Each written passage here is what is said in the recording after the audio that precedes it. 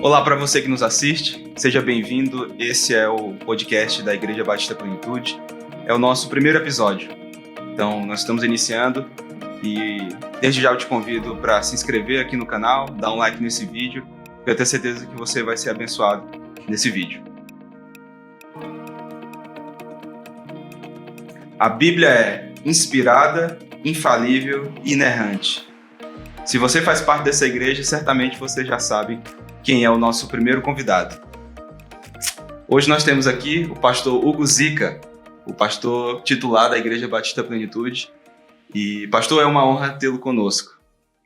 João, eu estou muito feliz de ser o primeiro convidado desse podcast, porque a gente tem sonhado com o começo desse trabalho já há algum tempo.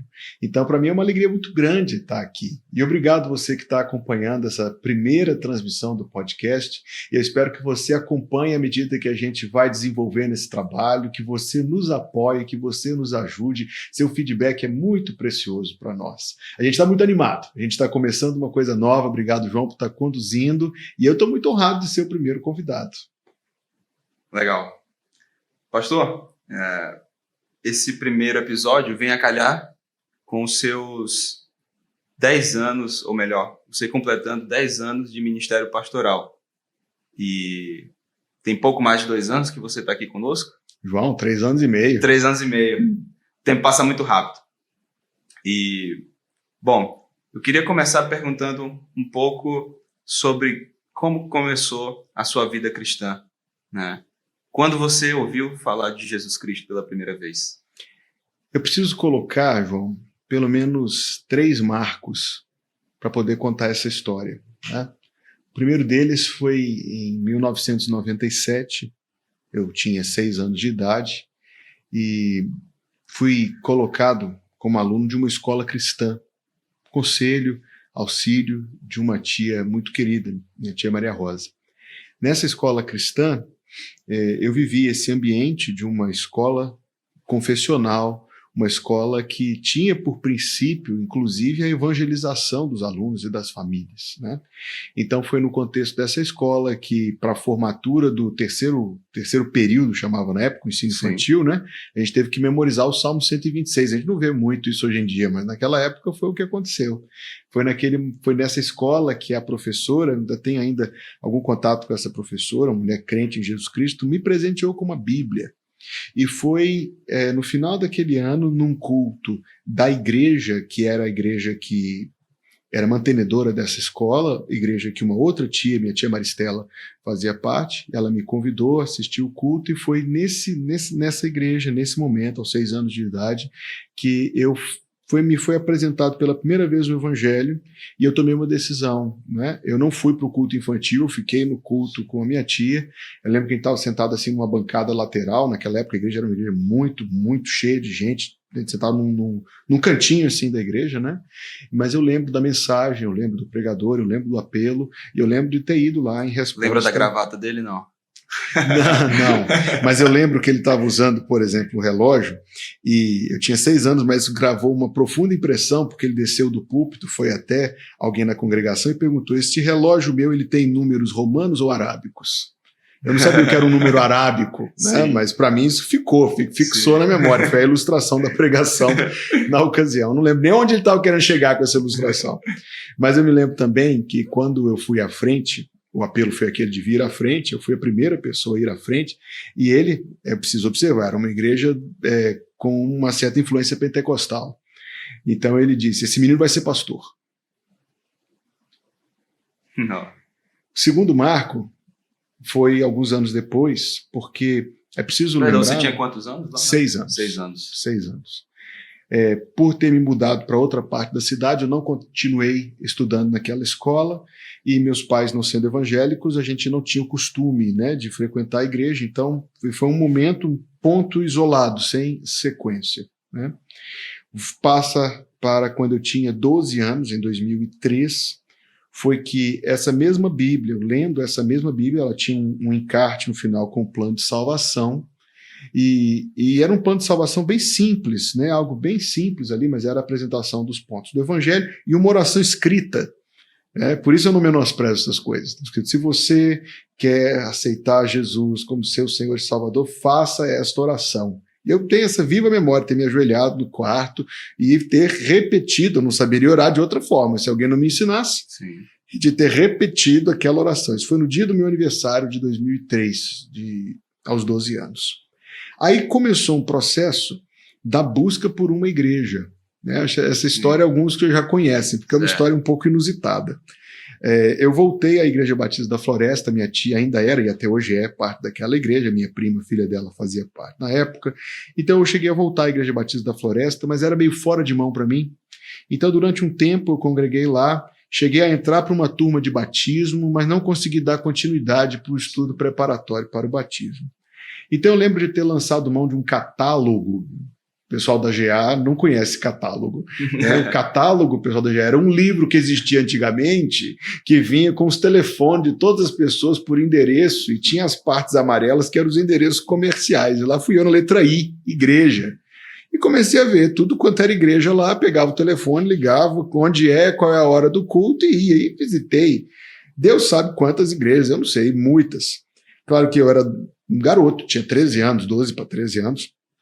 Então não tinha muita liberdade, mas meus pais me permitiam, iam nos domingos de manhã, meu pai às vezes até me levava, eu aprendia como tomar condução para voltar, e foi numa dessas tentativas, indo, procurando, visitando aqui, visitando ali, e eu penso como Deus foi misericordioso comigo, porque eu podia ter ido parar em qualquer lugar. Sim, mas eu me pergunto assim, né, como muitos de nós aceitamos a Jesus, tomamos uma decisão ao lado de Cristo nessa fase da vida, na adolescência, né? Propriamente, escolhemos uma igreja. Há muitos adolescentes que mudam de igreja, da igreja de seus pais, na adolescência. Não recomendo isso, mas muitos fazem isso. E eu me pergunto, na verdade, eu acho que a prova da graça de Deus é de que um adolescente muda de igreja, ele continua em uma igreja, muitas vezes, bíblica. Porque o que um adolescente, que decisão um adolescente tomaria, né, realmente justa e uma decisão, uma boa decisão a respeito de que igreja ir nessa fase da vida. Eu visitei a igreja do Evangelho da Prosperidade. Eu visitei a igreja sem cabimento, porque não sabia nada, não sabia por onde a coisa começava, não sabia nada. Sim. Né? Nada. E foi assim que a boa mão de Deus me levou a um grupo, a uma família, a um lugar que sempre eu me lembrarei e terei muito amor e gratidão por essa igreja. O primeiro dia que eu entrei pelas portas da Igreja Batista do Barro Preto foi o dia 19 de junho de 2004. Eu sei disso porque era o dia do aniversário da igreja e eu estava tendo comemorações do aniversário da igreja. O pregador naquele domingo foi o pastor Diné René Lota, né? E eu fiquei muito impressionado com a igreja. Né? A igreja é muito bonita, um culto muito bonito. Isso me impressionou, porque era totalmente diferente de qualquer coisa que eu tinha visto em outra igreja evangélica. A pessoa que me deu boas-vindas naquele dia foi a irmã Miriam Lemos, tenho muito carinho e amizade por Miriam até hoje. Ela estava com um tanto de boletim assim na mão, foi muito sorridente, me entregou um boletim, me apontou o caminho para o salão de culto, e lá eu fiquei. Né? E eu diria que esse foi o terceiro marco do começo da minha vida cristã. Eu não saberia hoje dizer, olhando para trás, se eu já era uma pessoa convertida quando cheguei na Igreja Batista do Barro Preto ou se a minha conversão aconteceu posteriormente. Como muitos cristãos, eu não sei dizer exatamente o dia em que eu me converti. Eu sei dizer o dia que eu tomei uma decisão, o dia que meu coração foi tocado, mas a conversão propriamente dita eu não saberia apontar. Eu aproveito essa reflexão que você acabou de trazer para lhe fazer uma outra pergunta. O que seria realmente a marca da salvação? Porque muitas pessoas, inclusive, chegam a essa igreja, a nossa igreja, e elas já chegam muitas vezes com um background, com uma história com o evangelho. Mas nem sempre uma pessoa que chega a uma igreja evangélica é realmente convertida naquele momento, se ela tem um histórico. E eu lhe pergunto, o que marcadores um pastor de uma igreja local pode ter para identificar isso? Sabe que não é uma pergunta fácil, a pergunta que o João Vitor me fez. Jonathan Edwards escreveu um baita de um livro sobre isso. Afeições religiosas, é isso? Afeições religiosas. uma compreensão de que nós não poderíamos ser salvos à parte de Cristo. Isto eu penso que é o absoluto fundamental, onde existe um reconhecimento da minha condição de pecador, mais do que algo meramente racional, meramente intelectual, mas uma compreensão de que, por causa disso, eu mereço ser condenado. Eu preciso ser salvo e olhar para o Calvário e entender a obra de Cristo como sacrifício pelos meus pecados para minha salvação. Sim. Porque eu acho que isso é o cerne do Evangelho, sem entrar em outros assuntos teológicos, desdobramentos disso, é a pessoa entender que ela precisa ser salva, ela não consegue salvar a si mesma, e ela deposita, confia em Cristo como seu Salvador. Eu acho que esse é o ponto que vira, esse é o ponto da verdadeira conversão. Sim, o primeiro entender o peso do pecado, de como ele nos afasta de Deus e realmente do que Jesus fez e como é essa obra que nos aproxima de Deus, né? Eu quase diria que a minha conversão foi uma conversão gradual, como a conversão de muitas pessoas. Não foi uma conversão instantânea, uma conversão gradual, ao longo da qual Deus foi influenciando, Deus foi me dando a capacidade de compreender o Evangelho. E eu louvo a Deus, eu imagino que terrível vida de incrédulo eu poderia estar vivendo, uma vida desonrando o Senhor, uma vida de incredulidade. Não fosse a maneira como Deus foi tão gracioso comigo. Chegando, eu trouxe as relíquias, eu abri o baú e trouxe as relíquias. Chegando aqui ao dia 5 de março de 2006, o dia que eu fui batizado, acho que eles vão botar uma foto disso no vídeo, né? O dia que eu fui batizado lá na Igreja Batista do Barro Preto pelo pastor Arlécio Franco Costa. Então, dessa maneira, eu deveria dizer que foi assim o processo como o Senhor Jesus teve misericórdia deste pecador e me trouxe a sua salvação. Legal. É interessante pensar nisso, porque a sua conversão, muitas pessoas, na verdade, quando se convertem, elas contam que elas eram pregressamente, depois que se convertem, e ali, muitas vezes as pessoas terminam, parece que o testemunho da pessoa termina quando ela se converte, parece que nada mais acontece. Mas na vida de um pastor, eu acho que isso não é a regra, né? E depois que você se converte, então, você entra numa vida, toda uma vida de igreja, no Barro Preto, lá na sua adolescência. E em que momento as pessoas começaram a olhar para aquele jovenzinho lá, de cabelos lisos, meio rechonchudo, e disseram assim: esse cara aí, esse jovem aí pode se tornar um pastor? Foi cedo, na verdade, sabe? Não demorou muito. Na igreja, não, mas no meu coração, nem tanto. Eu vou explicar. Eu lembro que a Igreja Batista do Barro Preto tinha, e até hoje tem, um ministério de diáconos muito, muito bem estabelecido. E eu tive contato com os antigos diáconos da igreja, né? O seu Felício, irmão Naim, irmão Naim particularmente, eu tenho memórias muito preciosas, como o irmão Naim foi atencioso comigo, muito embora eu fosse apenas um adolescente, um novo convertido na igreja, da idade das netas dele com quem eu convivia. Então eu lembro que a igreja tinha diáconos, um ministério diaconal, e se eu imaginava alguma coisa que eu seria na igreja quando adulto, assim, quando eu imaginava que eu seria um diácono, eu achava que era uma coisa muito bonita, uma coisa muito... Nessa presença, sim, estar ao lado do pastor, né, estar servindo a igreja, eu achava aquilo uma coisa de beleza, e eu ainda até hoje admiro muito o ministério diaconal, o ofício dos diáconos na igreja. Eu imaginava que eu seria um diácono. Do ponto de vista profissional, o que eu pensava profissionalmente? Adolescente, a gente não imagina muita coisa, né? Mas mais adiante na vida, quando eu entrei no ensino médio, eu comecei a considerar uma carreira, eu tive uma professora na escola. Eu estudei numa escola pública, mas era uma escola muito boa, uma escola municipal, onde eu fiz o ensino médio, uma escola muito boa, tive excelentes professores, e essa professora me disse que eu devia considerar que eu tinha talento ou capacidade, que eu poderia considerar me preparar para a carreira diplomática.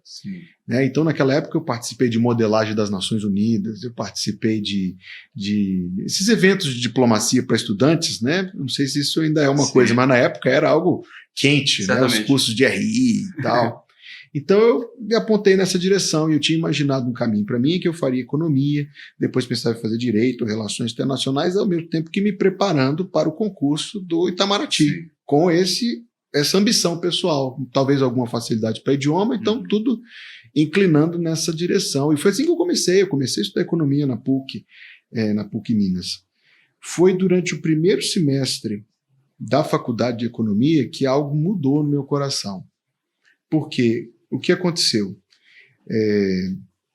Foi um período em que eu estava menos interessado nas coisas da igreja, continuava indo, ia até os cultos de oração na quinta-feira, era secretário da minha classe da EBD, mas eu posso dizer que foi um período que a minha fé esfriou um pouco.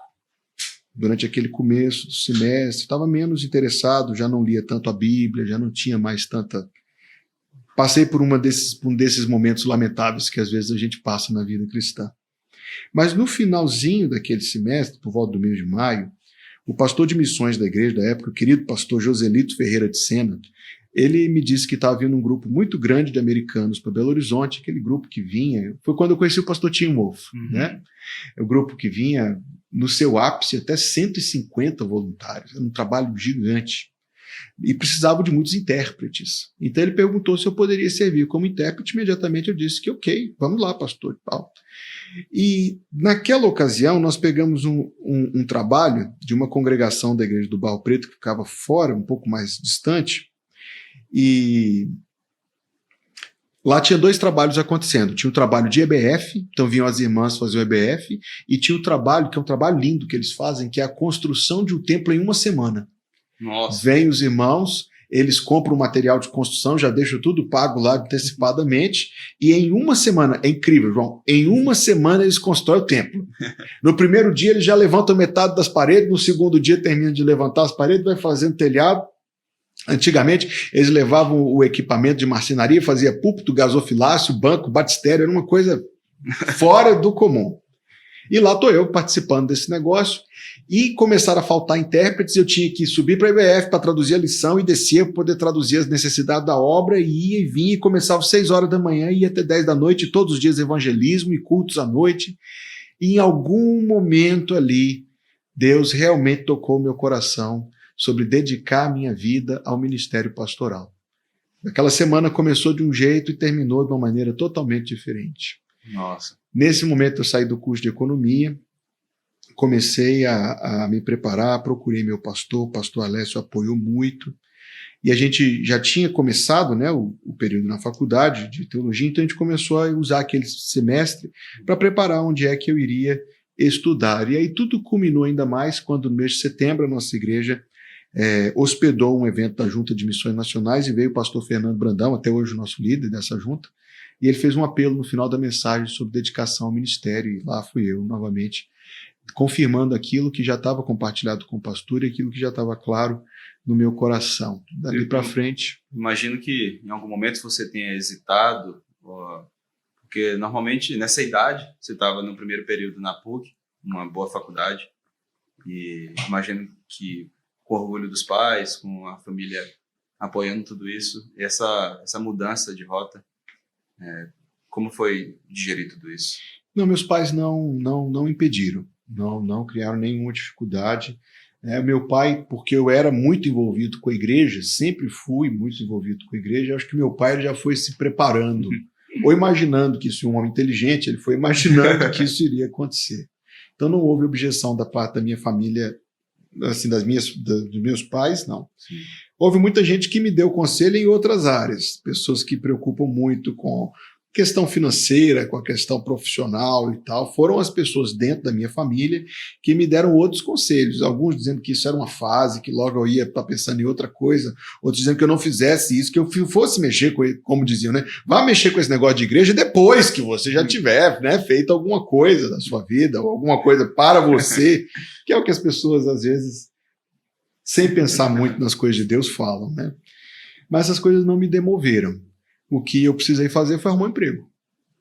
Então eu fui arrumar um emprego, porque aí eu precisava me organizar para poder assumir essa... E acabou que Deus proveu de outras maneiras extraordinárias, mas foi um semestre de muita consolidação desse sentimento no meu coração, né? E eu lembro que quando eu ia conversar com os irmãos da igreja, aqueles irmãos que eu sempre tive como referência, pessoas especiais importantes para mim, eu via que eles já não recebiam isso com nenhuma surpresa.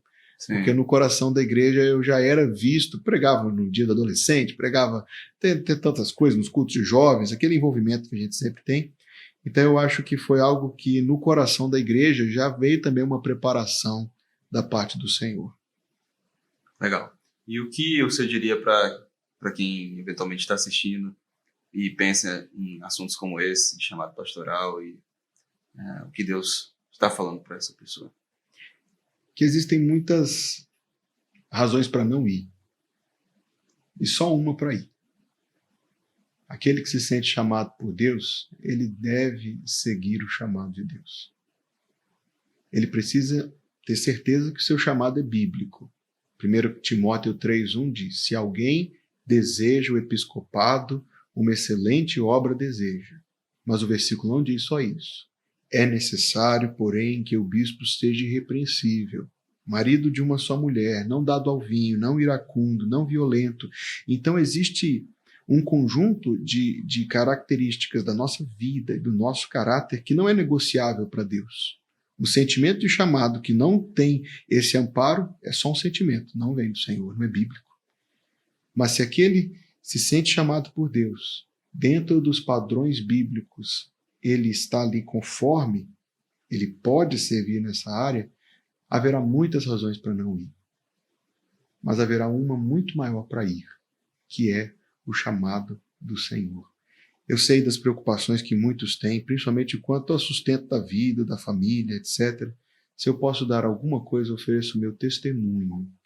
Meu testemunho é que, passando por situações e situações, para mim e para minha família, até hoje, Deus não deixou de prover. Glória a Deus. Deus nos tem dado tudo que a gente precisa. Glória a Deus, excelente. Muito bem, pastor. Quando você vai, então, para o seminário, como foi esse período? Foram 4 anos? 4 anos.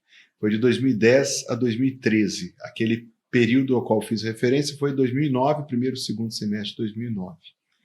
Meu desejo grande era estudar no Palavra da Vida, né? Em São Paulo. Em São Paulo, Atibaia. Então eu e o pastor começamos a conversar sobre isso, porque algo que a Igreja Batista do Barro Preto fez, uma das muitas manifestações de generosidade, foi a igreja abraçar a minha educação teológica, né, desde o primeiro momento. Então, pensamos em eu estudar no Seminário Bíblico Palavra da Vida. Por várias razões. A primeira delas, a excelência do PV, né, que é uma verdadeira grande escola. Certamente. Porém, o pastor Alessio trouxe uma segunda proposta. Ele trouxe a proposta de que eu fosse estudar na Faculdade Batista de Minas Gerais. Hoje ela já não existe mais, ela foi vendida, foi incorporada num outro grupo universitário, mas que eu fosse estudar na Faculdade Batista de Minas Gerais e deixasse o emprego que eu estava e fosse trabalhar na igreja. Então, a visualização que o pastor Alessio teve foi uma das maiores bênçãos que eu já recebi na minha vida, porque a visão que ele teve foi a de que, enquanto eu estava lá estudando à noite, durante o dia eu ia estar vivendo a igreja. E ele desenhou um projeto, eu sei que ele repetiu isso depois com outros seminaristas, de maneira que eu entrei para trabalhar na igreja, primeiro como auxiliado financeiro. Né? Eu lembro que tinha um sistema que a igreja tinha lá e eu ficava digitando os dízimos na segunda-feira. Passava segunda-feira registrando e emitia o relatório depois, que ia enrolado com os envelopes para a caixa onde ficava armazenado. Naquela altura, primeiro semestre do curso ainda? Depois eu fui ajudar no mesmo departamento ali na contabilidade. Depois, o pastor de missões, aquele a quem eu fiz referência, foi assumir outro ministério e eu fiquei interinamente coordenando as congregações, acompanhando as demandas dos missionários. Depois fui trabalhar como auxiliar na administração da igreja, que foi uma época muito estratégica, porque a igreja estava construindo o prédio de educação cristã, é por isso que eu gosto de obra. A igreja estava construindo o prédio de educação cristã e eu pude viver toda essa dinâmica, a construção do edifício que depois foi nomeado Edifício Naim Batista da Silva, em homenagem ao irmão Naim, que eu também falei. Né? Posteriormente, ele me colocou na secretaria da igreja, onde eu me familiarizei com tudo que tem a ver com hall de membros, entrada de membros, saída de membros, carta de transferência, aclamação, desligamento, né? Arquivo de ficha de membros, Fizemos nessa época uma mudança de sistema e eu coordenei toda essa mudança de sistema, de um sistema mais antigo para outro mais moderno. Também, bem, todas essas coisas relacionadas à vida da igreja, porque acabava que a gente acabava estando ali, fazia tudo, né? Estava envolvido com todas as coisas, projetos de ação. Isso é muito importante, né? Para o Ministério Pastoral. João, porque muitas vezes as pessoas... eu gosto de pregar, eu gosto de teologia, mas há outras coisas que envolvem o Ministério Pastoral, né? João, minha graduação em teologia não foi muito boa. Posso falar que não é uma crítica à liderança da Faculdade Batista nem nada. Não foi uma graduação muito boa. Naquele momento, a faculdade estava passando por algumas questões internas, tensões, conflitos ideológicos, etc. Não foi uma educação forte, doutrinariamente. Tive bons professores. Tive o professor pastor Tarcísio Cacheta de Hebraico, pastor Wagner de Eclesiologia, de Aconselhamento Pastoral, pastor Rubens de Psicologia. Tive bons professores, professora Daniela, tive bons professores. A própria Miriam, que eu falei, foi minha professora de língua portuguesa. Mas o curso em si não foi o melhor que ele poderia ter sido. Ok. Mas a igreja. Sim. A minha formação pastoral não aconteceu na faculdade. A minha formação pastoral aconteceu na igreja. Foi a forja, onde eu fui trabalhado mesmo e consegui ganhar uma visão desenvolvida sobre como é o funcionamento. Eu considero isso um gigantesco privilégio, porque eu estava lá para poder observar e aprender o funcionamento de uma igreja grande, 1.000 e tantos membros, uma igreja antiga, quase 100 anos agora, né, de um ministério estabelecido. O pastor já tinha mais de 30 anos de ministério quando a gente estava vivendo esse momento. Então, assim, foi um grande... O privilégio foi tão grande, João, que o pastor Arlécio, corajosamente, no meu último ano de seminário, me permitiu presidir uma assembleia da igreja. Ele deu abertura à assembleia e disse: irmãos, se os irmãos concordarem, eu vou passar para o nosso seminarista presidir essa assembleia por delegação minha, por uma vez tem a ver com o período que ele está fazendo no final do curso e tal. Foi um investimento que aquela igreja fez na minha vida, porque aquela igreja me levou para trabalhar lá. Então a igreja me sustentava mesmo pelo trabalho, o salário que eu recebia da igreja. A igreja custeou a minha educação teológica, mas essas coisas são pequenas diante do investimento que foi a oportunidade de aprendizado e de formação. Aproveitando o gancho, nessa dinâmica da formação entre seminário e igreja, qual você diria que é mais importante? Igreja. Não, nem esperei você terminar a pergunta para responder. Igreja. Teologia é importante, teologia é muito importante. Nos desafios do nosso tempo, questões filosóficas muito complexas, que estão presentes hoje, não mais na vida de alguns, não, mas de todos. Nas questões que a gente precisa trabalhar à altura do desafio, porque uma resposta simplória ela não consegue mais responder. Então a gente precisa de estudo teológico. Não dá para pastorear sem estudar. O John Wesley já dizia isso naquelas cartas dele. Escreveu para um pastor. Conhece a história da carta de John Wesley? Dessa não. John Wesley recebeu a carta de um pastor dizendo que ele estava meio frustrado no ministério e tal. John Wesley falou: o seu problema é que você é preguiçoso, você estuda pouco, você ora pouco, você visita pouco, você... Não dá. Então, realmente, é necessário uma formação doutrinária desenvolvida, uma formação teológica desenvolvida. É claro que a faculdade só dá o start, né? Não é o objetivo da faculdade que o cara faça uma graduação e saia um doutorado. Não tem como. O cara tem que dar de si, tem que continuar estudando, tem que ter, né, essa presteza. Mas para a gente não ficar no raso, a gente precisa de teologia. Mas para saber o que fazer, a gente precisa de igreja. E acho que essa formação começa na igreja, sobretudo, né? Uma pessoa não pode chegar cru no seminário. Não. Igreja é fundamental para a vida cristã, para a vida ministerial é absolutamente indispensável. Sim. Mas muito bem, passados esses anos aí no Barro Preto, onde o senhor pôde passar por cada setor da igreja, né? Como foi o início do ministério pastoral? Porque então, acho que para alguns que não lhe conhecem, né, foi muito cedo, você é ordenado pastor bem cedo, bem jovem, né? Quando a gente terminou o curso, em 2013, faculdade, como eu disse, né, teve muitos ganhos, eu fiz grandes amigos na faculdade. Tiago, aqui da Plenitude, foi um amigo que eu fiz na faculdade. Jeter, que é amigo até hoje, né? De vez em quando estou em Minas, a gente se encontra, a gente se fala pelo WhatsApp, é um grande amigo, né? E pessoas queridas. Quando eu terminei o curso, partimos para o processo de ordenação, que pode ser um tanto quanto burocrático. Então a Igreja do Barro Preto pediu a minha ordenação, mas eu preciso voltar a fita um pouco.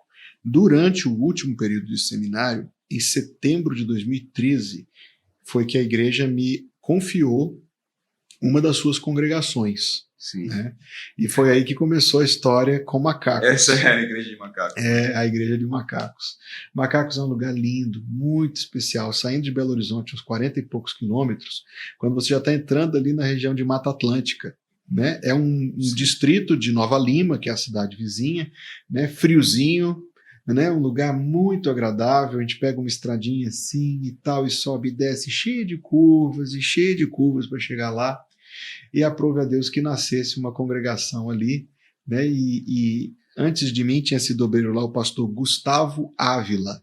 Aí ele se mudou para o Canadá, então já tem uma tendência a seguir obreiros que mudam para o Canadá, né?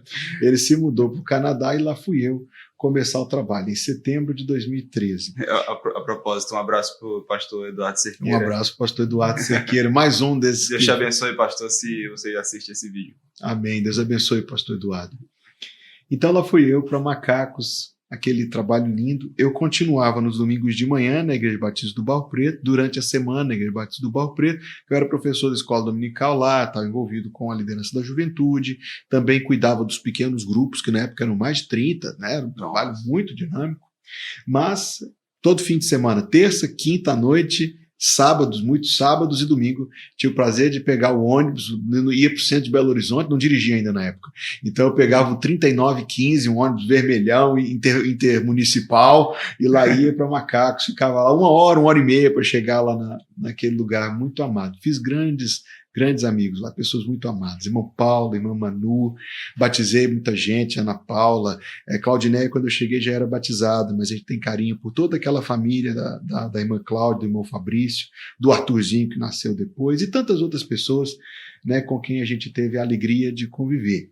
Tem um motivo de gratidão que eu tenho que mencionar, minha amiga Verinha, todos os domingos ia comigo para Macacos para poder dirigir o coral e tocar o teclado no louvor. Né? Uma amiga muito querida, Verinha, e ela ia lá comigo todo domingo. E foi assim que começou o ministério. Foi isso que eu descobri o que é ter que pregar todo domingo sem poder repetir a mesma pregação. Né? Eu não tinha gabinete pastoral lá, a congregação ficava numa sobreloja e tinha uma varanda do lado de fora. Então o cantinho da varanda tinha uma sala do lado que a gente usava para tudo. Usava para as crianças, usava para ensaio do coral, usava para os lanches depois do culto. E tinha um cantinho de varanda depois da porta. Ali era o gabinete pastoral. Eu ficava de um lado da varanda, a pessoa do outro lado, que logo ficou conhecido como Muro das Lamentações. Porque se a pessoa estava lá era para lamentar. Aí eu ficava de um lado, quase um confessionário, um cantinhozinho. Eu ficava um cantinho assim, apoiado no parapeito, a pessoa no outro lá, e conversávamos ali discretamente. Né? Mas Deus abençoou, aquela congregação cresceu tanto, a gente fez batismos, a gente fazia muitos cultos ao ar livre, preguei o evangelho dentro da igreja católica por um sepultamento que teve lá, né? E Deus abençoou, foram tempos muito felizes. Parece aqueles títulos de clickbait de YouTube, o dia que o pastor evangélico pregou dentro da igreja católica. E assim foi que a gente passou. Foi um período curto, foi apenas 1 ano e meio, infelizmente, mas deixou memórias assim para sempre, porque o carinho, o afeto, a gente voltei lá muitas vezes, né, para poder rever aqueles irmãos, e quando a gente volta a Belo Horizonte, a gente sempre tem o desejo de rever aquele pessoal muito amado, né? Hoje está cuidando da igreja lá o pastor Helder. Helder foi quem me deu sucessão e está lá até hoje, Deus tem abençoado o trabalho dele, sua esposa Eleusa. E após Macacos, qual foi o próximo desafio? Aí veio a ordenação, né? Foi o concílio, a Igreja Batista do Barro Preto pediu que eu fosse examinado com vistas à ordenação. Aí aconteceu o meu concílio, foi um concílio e tanto. Né? Um grande grupo de pastores, tinha que consultar, uns 60, talvez 70 pastores estavam presentes, né? E fui massacrado, fuzilado, de 9 da manhã até... Uma pergunta em especial aqui. Rapaz, eu lembro de uma que eu não sabia a resposta, você acredita? Qual que era? E é uma coisa tão besta. O pastor que estava me examinando de eclesiologia me pediu que eu falasse sobre as 3 formas de disciplina. formativa, corretiva e cirúrgica ou amputativa. E me faltou, é uma coisa simples, uma coisa super simples de todo concílio, né? Me faltou tolice. Foi dia 19 de julho de 2014 que levou à ordenação ao ministério, um culto muito bonito, um culto muito especial, no dia 2 de agosto de 2014. Eu fiquei tão emocionado, tão emocionado com tudo aquilo ali, né? E no dia seguinte, dia 3 de agosto, eu ia celebrar a ceia do Senhor pela primeira vez. Veja que coisa, né? É um marco na vida de todo pastor. Eu ia celebrar a ceia do Senhor pela primeira vez. Não chamou de Santa Ceia nenhuma vez, né? Não. Aí eu ganhei essa Bíblia no dia da minha ordenação. E eu fiquei todo empolgado com a minha Bíblia nova, né? A Bíblia do obreiro, com a capa de couro, com a dedicação e tal. Os pastores todos assinaram. E eu fiquei todo... E não era, obviamente, eu nunca tinha usado essa Bíblia antes. Eu tinha a minha Bíblia que eu usava. João, eu peguei essa Bíblia e fui para a congregação para fazer a ceia do Senhor e esqueci a pregação. Esqueci, eu estava tão envolvido ali com o momento, estava tão envolvido ali com aquele emocionado, eu esqueci de levar a anotação da pregação. Quando eu chego em Macacos, longe a beça de casa, quando eu abro a Bíblia, eu falei, rapaz, né? E na época a gente não tinha muita coisa para poder, não tinha.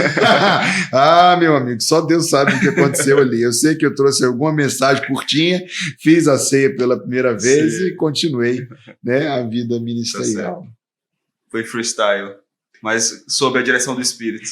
Mas eu não estava preparado para isso, não. Tu perguntaste se eu era muito novo. Eu estava com 23 anos quando fui ordenado. Solteiro? Solteiro. Ainda nem conhecia a Ana Luísa, infelizmente. Como começa a história de vocês? De Ana Luísa? Sim. Ela entra na história daqui a pouco. Tem mais algumas coisas que aconteceram nesse ínterim ainda, mas ela entra na história daqui a pouco. É que você estava isso nesse ponto em Macacos ainda, porque você chega em Macacos antes da ordenação e depois de ordenado continua por lá ainda um tempo, é isso? Continuei lá ainda até 2015, começo de 2015. Né? Então, assim, a vida de atividade ministerial começou aos 22 anos. Foi quando eu comecei a ter esse compromisso de pregar todos os domingos, de acompanhar pessoas, visitas, cultos de doutrina na quinta-feira, os cultos nos lares na terça-feira, todo aquele trabalho lá começou aos 22 anos. Quando pensa que não, eu recebi uma visita do irmão Natanael Dias de Oliveira, grande amigo, um padrinho de casamento, uma pessoa com quem eu tenho. Quando a gente se liga, até hoje, a gente se telefona, a gente fica horas ao telefone, porque a nossa amizade é muito grande. Então o irmão Natan disse que queria conversar comigo. Né? E eu prontamente, nós já nos conhecíamos, eu prontamente o recebi numa sala lá da Igreja do Barro Preto, onde eu ainda trabalhava. Certo. Ele me disse, pastor, estou vindo aqui porque a Igreja Batista de Bela Vista está em sucessão pastoral e nós queríamos saber se o irmão estaria disposto a conversar conosco. Eu fui ordenado no dia 2 de agosto, o irmão Natan me procurou no mês de setembro de 2014 para conversar sobre isso. A Igreja Batista de Bela Vista estaria interessada em conversar com o irmão sobre ser o nosso pastor, a comissão. Meu irmão, é uma experiência assim, todas as vezes eu passei por essa experiência que levou a um novo ministério, 2 vezes, né? Mas quando a gente é abordado por uma igreja, e isso alguma outra vez já aconteceu, a gente recebe isso com muita reverência, porque nós não estamos falando de uma abordagem qualquer, nós estamos falando de uma igreja de Deus. Né? E não é uma resposta que eu posso dar como se fosse uma abordagem profissional, para ir ali para ganhar tanto ou para ser tal, não. Se há uma condição mais favorável ou não. Não se trata disso. Né? Normalmente, nas discussões sobre sucessão pastoral que eu já participei ou já vi, sequer se fala em remuneração. Tá? Então a gente recebe isso com muita reverência. No meu caso, foi a primeira vez e aquilo foi para mim algo muito, muito, muito complexo. Eu estava muito apegado à congregação de Macacos. Eu estava muito apegado. A Igreja Batista do Barro Preto era a igreja onde eu nasci. Era a igreja onde eu nasci espiritualmente, Sim. onde estavam todos os meus amigos de adolescência, né, todas as irmãs, que até hoje eu tenho muita amizade, né, aquelas senhorinhas da igreja, que a gente tem todo aquele afeto. Era muito, muito emocionalmente denso, sabe? Era uma coisa muito, muito intensa até. Então eu me aconselhei com muita gente, pastor Valquimar, tão importante na minha vida cristã desde o início até hoje, pastor Arlésio igualmente, pastor Roberto, professor Lenir, tantas pessoas, para citar 4 de 40, tantas pessoas, mas ninguém podia tomar decisão por mim. Então depois de ouvir o conselho de um, o conselho do outro, o conselho do outro, eu chegava no momento em que eu ainda estava sozinho diante de Deus e tendo que tomar uma decisão. Eu demorei muito para tomar uma decisão, mas a igreja de Bela Vista estava decidida. Eles queriam que eu fosse o pastor deles. Eles esperaram. Eu não dei essa resposta antes do final de outubro. Demorou um período longo. Eu sei que para eles tenso, porque você fica numa indefinição. Para mim difícil, porque eu estava muito apegado tanto à Igreja Batista do Barro Preto quanto à congregação lá em Macacos. Mas no momento em que estava eu e Deus, então eu entendi.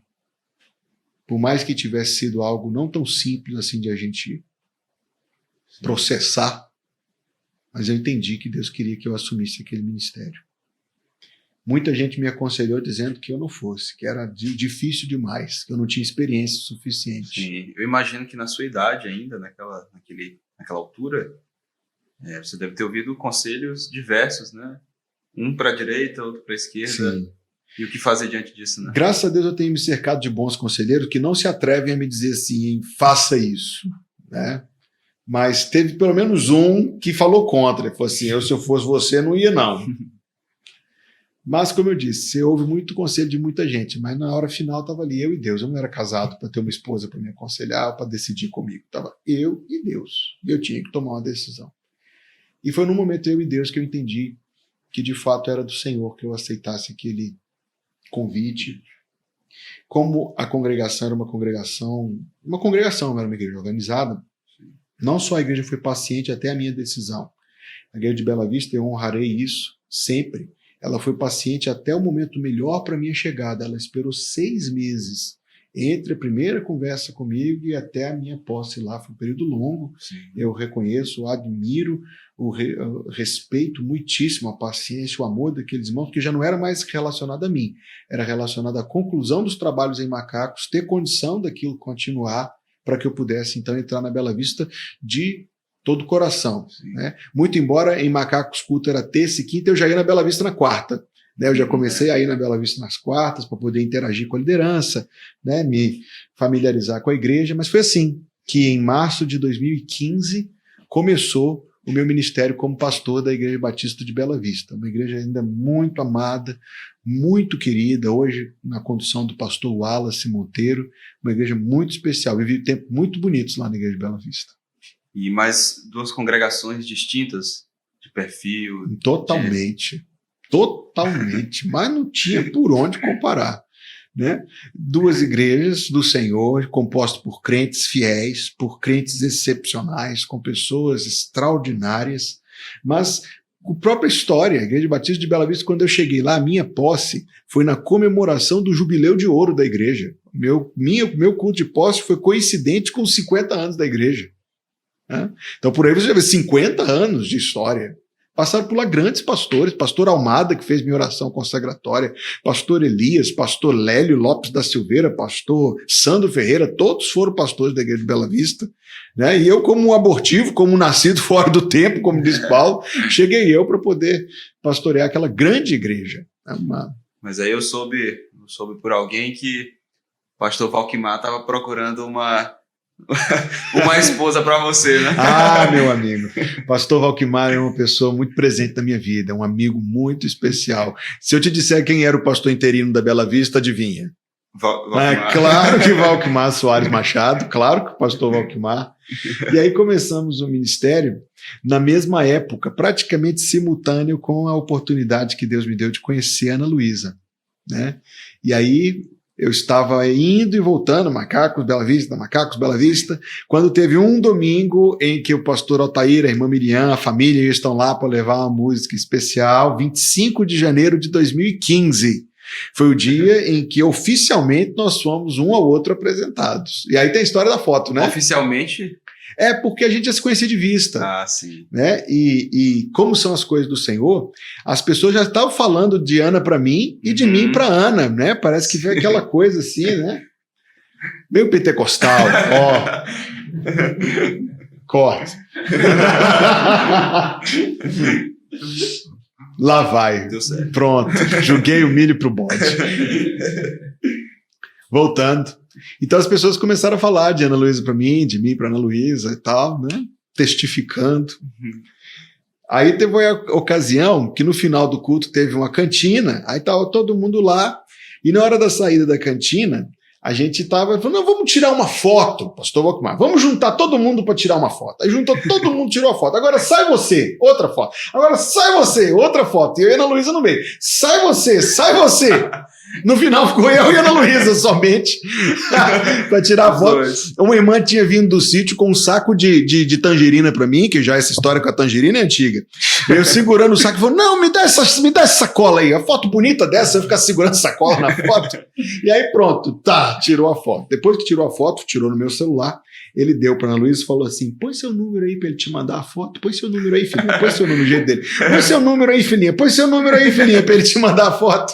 Aí no dia seguinte a gente começou a conversar e estamos conversando até hoje. O resto é história. O resto foi a nossa história. Que bom, glória a Deus. Muito bonito. Vamos saber de tudo isso. E vocês passaram aí, o casamento de vocês vem aí dali a um ano e meio? Ah, meu amigo, não sabe a história do ano probatório? Sim, sim. Ano probatório. Não. Já ouvi dizer. Isso é meio pentecostal também, não. Não. Isso é coisa de pastor batista regular. Pastor Altair queria namorar com a sua filha. Que bom, irmão. Vamos esperar. Parabéns. Vamos esperar um tempinho. Quero namorar com a sua filha. Vamos esperar um tempinho. E aí passou-se, né? Mas a gente já sabia que isso foi uma grande bênção, João. Isso foi uma grande bênção. Eu tenho uma relação de proximidade com os meus cunhados, com as minhas cunhadas, com meu sogro, com a minha sogra, muito especial, sabe? E eu devo isso a essa forma como o pastor Altair conduziu com muita sabedoria. Ele não impediu que a gente se aproximasse, ele não impediu que a gente tivesse contato, ele só não queria, e depois ele explicou, ele não queria que aquela formalidade, aquela coisa tão oficial, fosse algo talvez pesado. Sim. Entende? Importante. De ser a namorada de um pastor, ou para mim, entende? E foi uma proteção, foi um gesto de amor que ele teve para conosco, que eu acredito que permitiu com que a gente crescesse em confiança, em amizade, entende? Eu e a Ana Luísa. E a gente pudesse, sobre esses bons fundamentos, construir. Depois a gente namorou um ano, ficamos noivos 9 meses, e em setembro de 2017, lá estava eu recebendo a minha princesa, a minha amada esposa, linda, uma noiva linda. Eu fecho os olhos e eu consigo imaginar ela entrando na igreja. Linda. Muitos adolescentes, em tantos contextos, de tantas igrejas, são muito apressados realmente para namorar, para ter uma experiência afetiva. E o que você diria para esses jovens que estão aí desejosos de ter uma pessoa? No nosso contexto, ainda há aquela expectativa de um casamento, de uma decisão pelo casamento, também com segurança, uma decisão cedo, né? Porque cristãos não namoram por namorar, mas namoram com vistas ao casamento. Né? Então, o que você diria para essas pessoas? Um adolescente ansioso? Eu diria que eu fui um deles. Fui. Eu lembro de andar assim e ficar me perguntando, será que Deus vai querer que eu seja um solteirão pro reino? Eu ficava imaginando isso, sabe? Imaturidade da gente. Né? Mas eu tinha tido uma experiência anterior, um curto namoro que eu tive com uma moça da igreja, que não foi um namoro bacana no sentido assim, de que a gente não tinha nada a ver, sabe? E a gente foi namorando meio que pelo pessoal, assim, namora com ela, namora com ele, namora com ela, namora com ele, namora com ela, namora com ele. E aquilo me levou a desejar namorar somente com a moça com quem eu iria mesmo, sabe? Me casar. Isso era uma coisa que eu tinha bem definida no meu coração. Então, eu lembro de ter sido apresentado vários, porque principalmente depois da ordenação, cria situações muito constrangedoras, às vezes, embaraçosas, tipo, vai almoçar na minha casa, aí te bota para sentar do lado de uma moça, né, tal. Constrangedor para os dois, inclusive, né? ou de eu ter sido apresentado, ou alguém chegar e me trazer o telefone de uma moça, ou o e-mail de outra, que eu quero que você conheça, esse tipo de situação. Que eu sei que as pessoas não fazem por dolo, não é com maldade, né? Mas para quem está vivendo aquele momento sem essa maturidade, talvez a pessoa não saiba processar isso. Total. É uma razão porque eu não interfiro nesse tipo de coisa, porque eu já fui o lado interferido.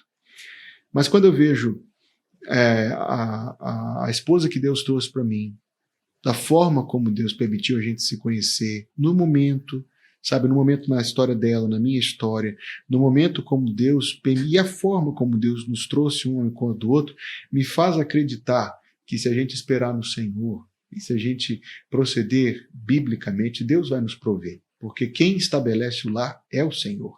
Uma boa esposa, diz o livro dos Provérbios, vem do Senhor, né? Dos pais vem a casa e a fortuna, mas a boa esposa vem do Senhor. Então eu acredito que se a gente se deixar dirigir por Deus, Deus nos levará em boa direção. O que é esperar do Senhor pode ser talvez o tema do nosso próximo episódio. Mas bom. É uma conversa rende muitas, né? Uma conversa rende muitas. Melhor nem desmontar isso. Sim. Olha, pastor, pelas nossas contas, 1, 2, você tem 3 meninas. Mas conta aí, como foi a chegada de cada uma, como foi esse processo na vida de vocês? A gente sempre viveu uma vida muito intensa, né, João? Não tem muito tempo parado, não. A gente não gosta muito de paradeza, não.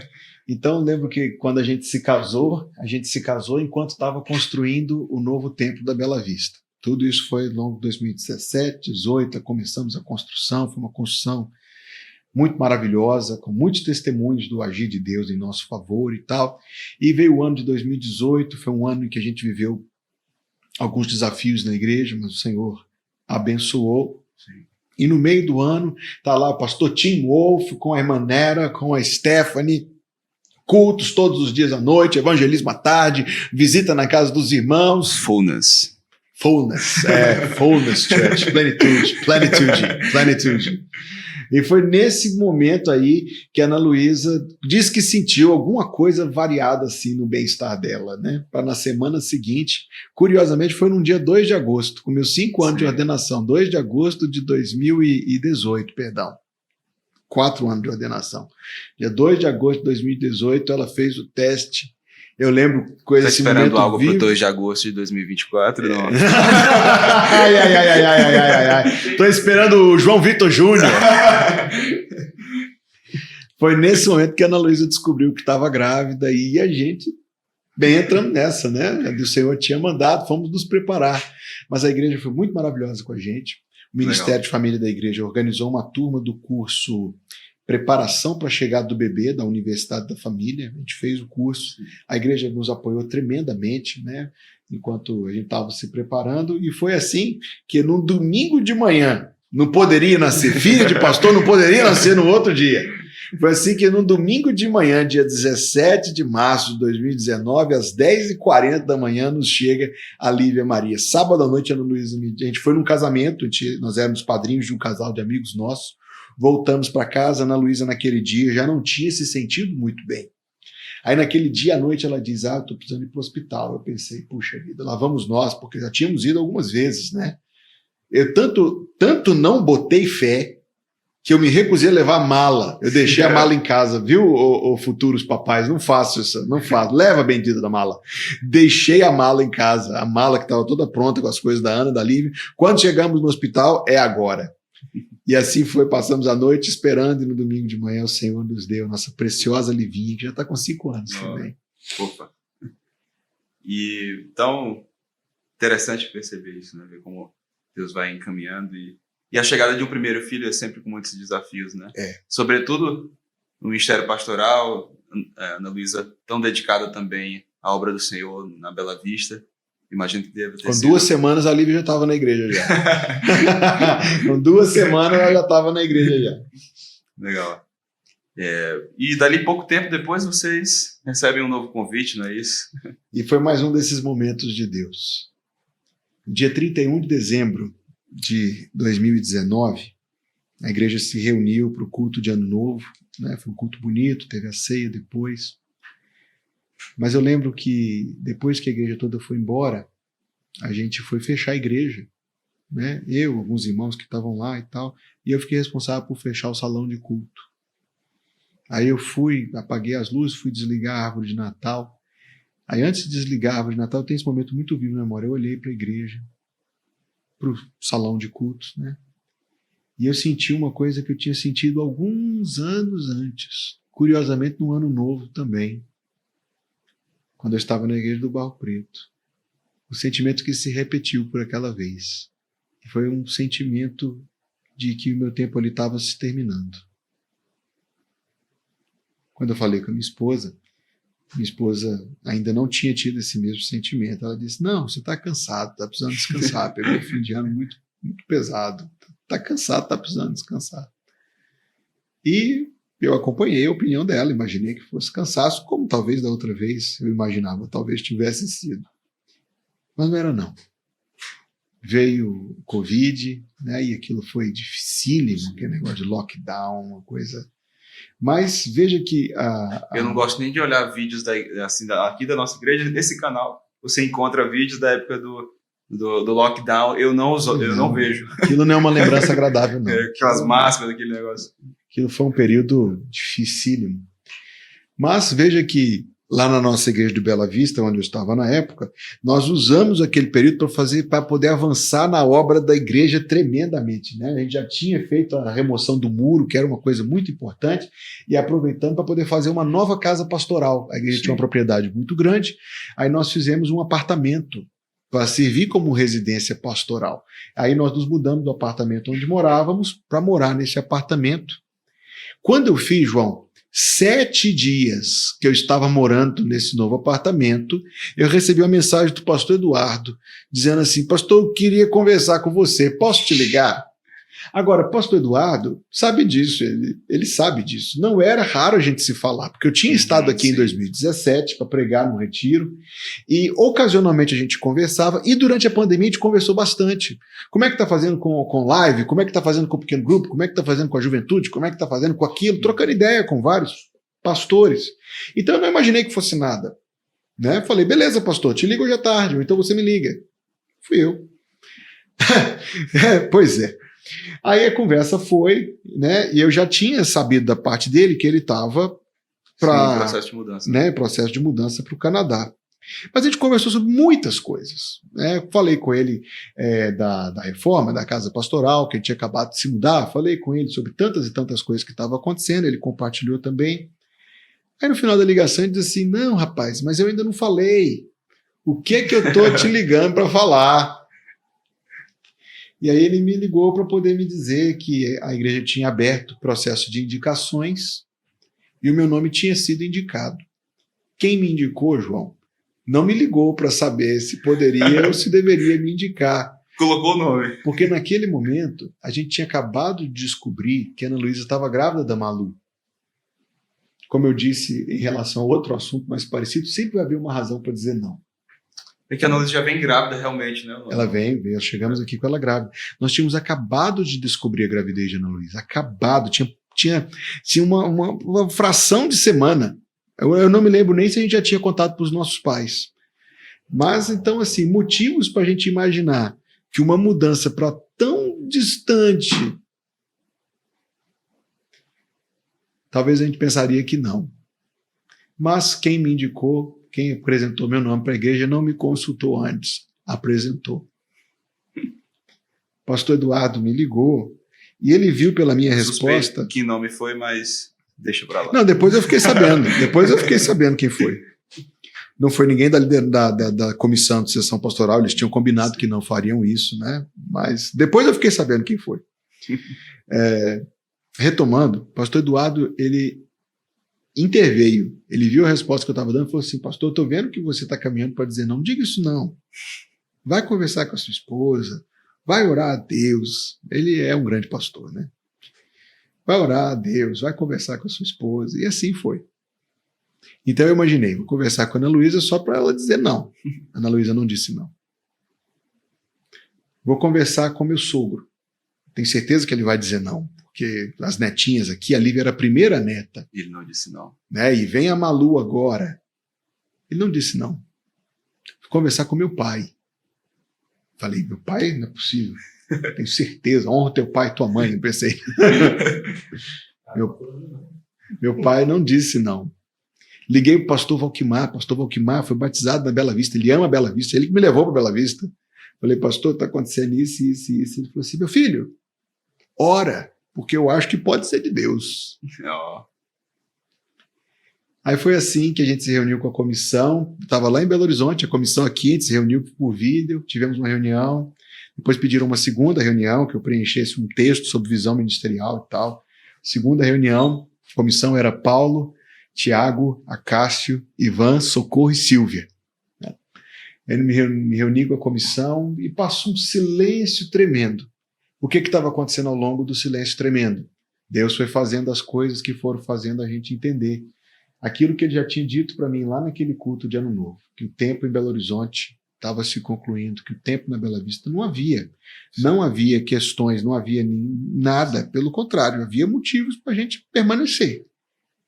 Mas Deus foi dando sinais, são sinais, só quem sabe que experiência é sabe o que eu estou fazendo referência, são sinais de Deus, que o tempo tinha chegado.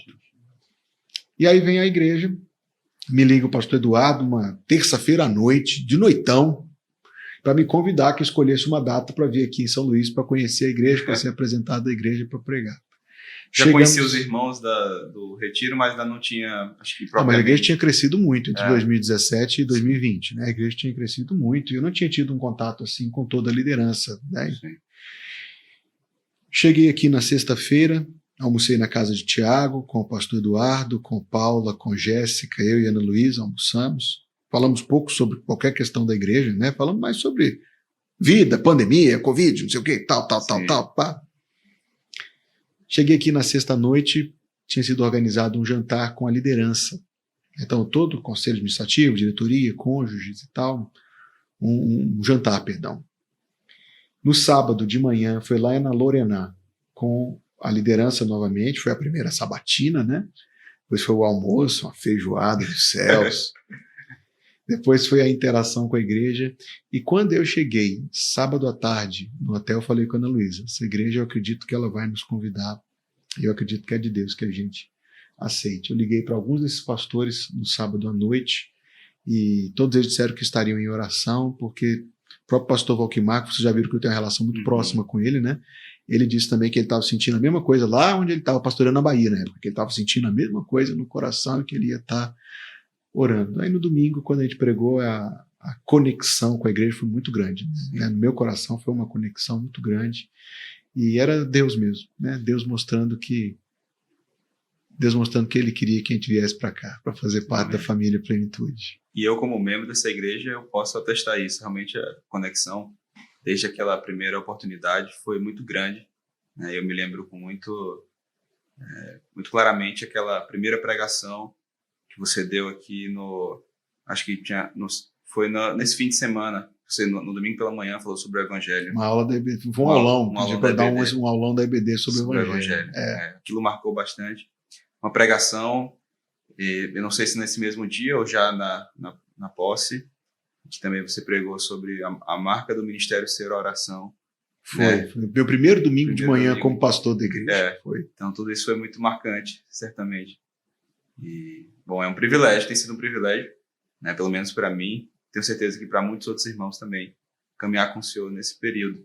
Eu queria perguntar, pastor, nesse período, então, já são mais de 3 anos aí, caminhando para 4 anos, que palavra o senhor usaria para definir, para resumir esses anos aqui na Plenitude? O que você tem aprendido? Não precisa ser, não é uma palavra a respeito do seu ministério em si, mas do que tem sido esses anos caminhando com Deus, caminhando com a Igreja Batista Plenitude. João, vou usar uma palavra. Quando você me fez a pergunta, me veio a palavra à cabeça. Tem sido muito surpreendente. Coisas que a gente nem imagina são as coisas que Deus tem feito acontecer. O amor da igreja para com a gente, o cuidado, o carinho, paciência, tem sido surpreendente. A Plenitude é a igreja mais paciente que eu conheço. O amor, a igreja muito amorosa, muito fácil cair em amores com a Plenitude, porque é uma igreja dócil, uma igreja amável, uma igreja muito respeitadora do pastor, sabe? Uma igreja muito maravilhosa. Amém. E as coisas que têm acontecido têm sido surpreendentes. As conversões, aqueles testemunhos que a gente ouve nos batismos, de pessoas numa fase adulta da vida se convertendo ao Senhor, é surpreendente. Nunca vou me esquecer dos milagres que foram a campanha da compra dos terrenos, né? Quando a gente conta, parece uma história de doido, né? O pastor que nem esquentou a cadeira ainda, o pessoal não sabe nem meu nome, o pessoal não conhece nem meu rosto, e eu chego e falo assim, vamos comprar um terreno, vamos dar todo o dinheiro que a igreja tem em conta de entrada e fazer a campanha para pagar o... né? Parece uma história de doido contar uma coisa dessa. E o país aperreado com recessão de pandemia, né? Era ainda. Foi uma coisa. E agora olhando depois, como foi, né? Como Deus estava nesse processo todo. O crescimento da igreja, né? O crescimento saudável, o crescimento natural. A gente não tem feito nada, eu não acredito em método de crescimento de igreja, a gente não aplica método de crescimento de igreja, crescimento normal, as pessoas estão trazendo umas às outras. Sim. Né? E ainda assim tem sido um crescimento surpreendente. Né? Quando nós chegamos o ano passado a um número tal, eu me surpreendi, mas esse ano já passou o número, a gente fica surpreso. Eu não falo isso pelo número, vocês sabem que eu não falo isso pelo número, mas é surpreendente. É surpreendente como Deus tem renovado. Né? Eu falo que estou aqui há 3 anos e meio, mas tem hora que parece que é mais, tanta coisa que já aconteceu, e tem hora que parece que é menos, porque a gente sente ainda um coração, um sentimento de coisas novas, né? De coisas novas que estão acontecendo. Então não tem o sentimento de já estar em casa ou algo assim, parece que ainda estamos no começo ainda, né? Pelo menos é o meu sentimento, é o sentimento do meu coração. Eu louvo a Deus por todas as coisas que têm acontecido. Louvo a Deus porque a igreja tem crescido espiritualmente. Sim. A gente percebe isso. A gente percebe esse crescimento saudável no que diz respeito ao número, né? Ao número dos visitantes, né? A gente se surpreende, é surpreendente novamente, né? O número de visitantes a cada domingo e nas quartas-feiras, e o culto de quarta-feira tem se tornado algo tão especial, tudo tem sido a prova de que Deus faz muito mais do que pedimos ou pensamos. Amém. Pastor, e isso é interessante. Tantas as bênçãos que Deus vai concedendo para cada um de nós. E eu até deixo aqui também uma. Né, eu, por muitos anos, sempre testemunhei batismos. Um dia eu desci as águas do batismo lá na minha adolescência. Mas eu penso que nesses últimos anos, talvez no último ano, eu tenho, todas as vezes em que as pessoas descem as águas do batismo aqui na nossa igreja, aquilo tem se tornado cada vez mais real e poderoso para mim, no meu coração. Então, aquela cena, a pessoa submerge, né? O pastor submerge a pessoa e ela volta ali, aquele sentimento. Então, são bênçãos que não são bênçãos materiais, mas são coisas que Deus vai acrescentando ao nosso coração, confirmando a eleição, confirmando as promessas dele, o que ele tem feito no meio do seu povo. Então, são bênçãos tremendas que ele vai dando para a gente, tem dado a mim e a muitos outros irmãos, certamente. Amém. Eu tenho esse mesmo sentimento no meu coração. Amém. Últimas considerações? Bem, esse é o nosso primeiro episódio do podcast, então vamos começar por aqui e dizer que eu estou muito grato, porque esse projeto ele vinha pensando, orávamos, pensávamos, queríamos, desejávamos, muita gente encorajava, faça, e agora a gente tem a oportunidade. Então aqui do outro lado onde a câmera não está pegando, a gente tem Harrison, a gente tem uma dupla de Mateus ao quadrado aqui, a gente tem Júnior, a gente tem Mariluce, pessoas assim consagradas ao Senhor que estão fazendo esse negócio acontecer. Obrigado para vocês, queridos, que o Senhor os recompense com bênçãos. Obrigado, João Vitor, por ser o host desse talk show aqui, desse podcast. Cara, sensacional esse João. Mais uma vez que foi escolhido começar com esse tema, né, essa menção aos meus 10 anos de ministério, eu queria dizer que eu sou grato, muito grato a Deus. Sou muito grato a Deus pela maneira como foi ao meu encontro com Graça Salvadora. Sou muito grato a Deus que me dirigiu os passos quando eu nem sabia andar. Sou muito grato a Deus pela vida de pastor Arlécio Franco Costa, pastor Valquimar Soares Machado, Igreja Batista do Barro Preto. Sou muito grato a Deus pela Congregação Batista em Macacos. Sou muito grato a Deus pela Igreja Batista de Bela Vista.